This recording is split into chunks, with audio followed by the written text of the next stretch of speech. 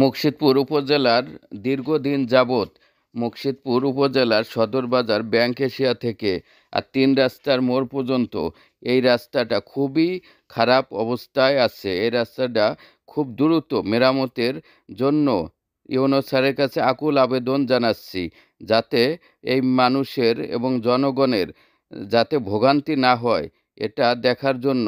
আমাদের অনুরোধ রইল, যাতে খুব শিগগিরই এই রাস্তাটা রিপেয়ার করে আমাদের জনগণের যাতে খুব সুন্দরভাবে যাতায়াত করতে পারে এই সুব্যবস্থা করে দেয়া।